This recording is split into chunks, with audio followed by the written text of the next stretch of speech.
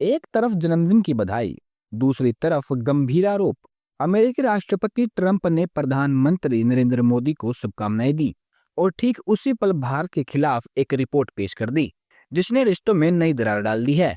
भारत और अमेरिका के संबंध इस समय नाजुक दौर में हैं। टैरिफ को लेकर दोनों आमने सामने खड़े हो चुके हैं। हाल ही में दिल्ली में हुई बातचीत ने उम्मीद जगाई थी कि मतभेद सुलझ सकते हैं, लेकिन तभी ये नई रिपोर्ट आ गई और भरोसे की डोर फिर से खींच गई। अमेरिका ने अपनी प्रेसिडेंशियल डिटर्मिनेशन रिपोर्ट कांग्रेस में पेश की। इसमें भारत का नाम उन 23 देशों में शामिल किया गया है जिन्हें अवैध नशे के व्यापार और उत्पादन के लिए जिम्मेदार माना जा गया है।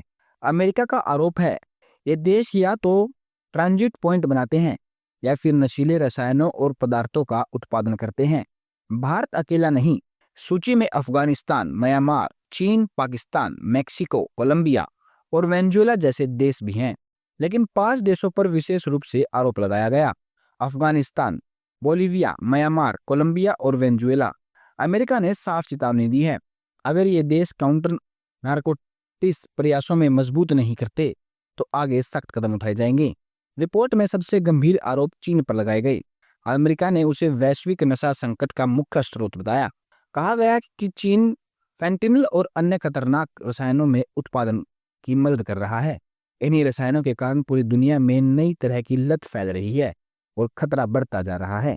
दरअसल अमेरिका के भीतर स्थित पहले से ही विस्फोटक है।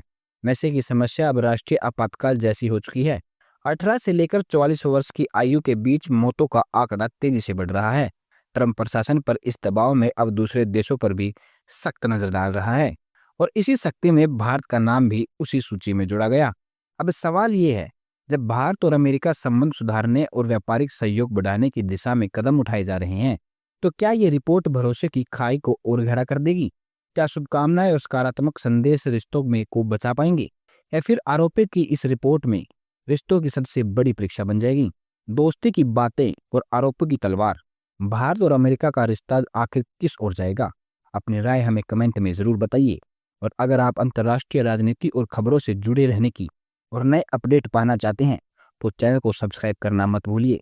अगली रिपोर्ट में फिर मुलाकात होगी। जय हिंद।